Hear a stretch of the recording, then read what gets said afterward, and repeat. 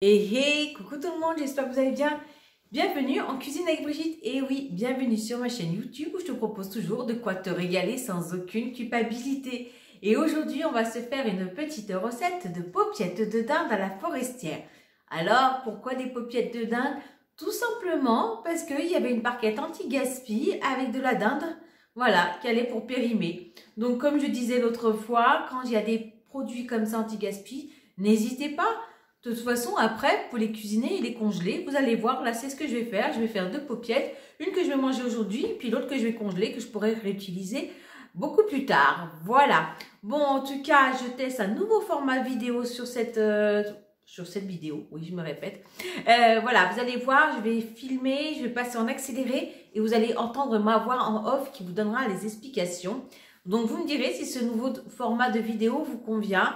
Voilà, on tente des expériences. Bon, allez, je te mets la liste des ingrédients, va mettre ton tablier. Moi, j'ai mis celui offert par ma choupinette Natacha. Et puis, on se retrouve en cuisine. À tout de suite.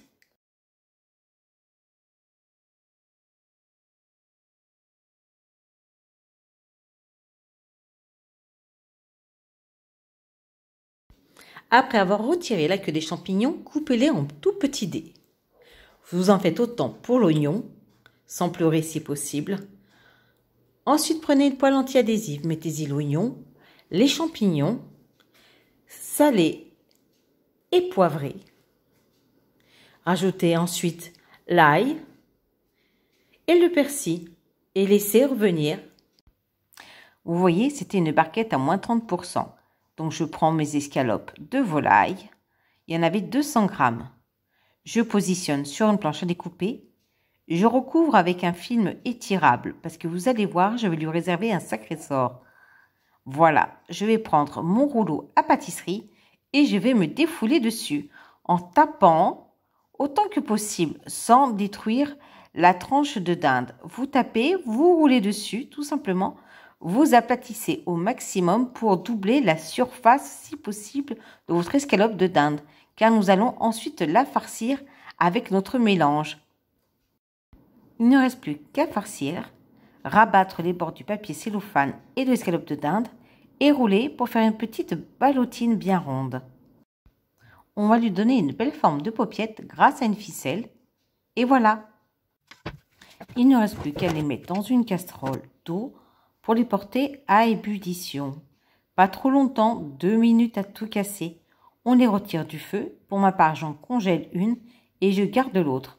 Je retire maintenant la ficelle et je vais pouvoir retirer le papier cellophane qu'il y a autour. Vous pouvez garder la ficelle si vous le souhaitez pour reficeler après, pour donner vraiment un aspect paupiette quand vous allez la faire revenir dans votre sauce.